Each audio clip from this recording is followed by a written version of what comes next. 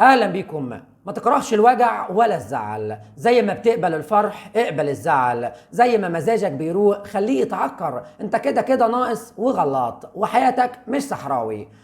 ربنا ما طلبش منك ما تغلطش، بس طلب منك تستغفر.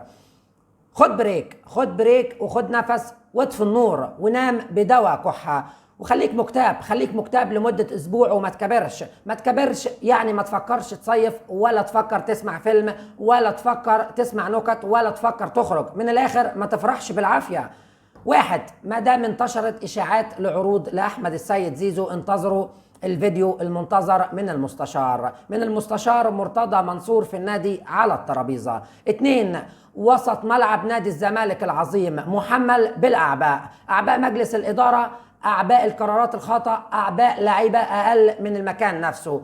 رقم ثلاثة، مفيش إدارة صح بتشتغل على وجه السرعة يا جدعان، كلها مصالح شخصية وتسوية حسابات المضرور الأول والأخير منها نادي الزمالك العظيم. محمد بن رمضان أهم لاعبي الترجي الرياضي التونسي على الإطلاق، وقع 3 سنوات لنادي في المجر في صفقة انتقال حر. فين العين الثاقبة في الزمالك؟ ده مفيش أي عين ولا ثاقبة ولا غيره.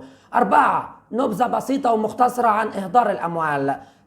سامسون أكينولا، لاعب مغمور وفاشل في الدوري الفنزويلي، قيمته التسويقية كانت 500 ألف دولار فقط، وعقده مع نادي في الدوري الفنزويلي كانت 100 ألف دولار.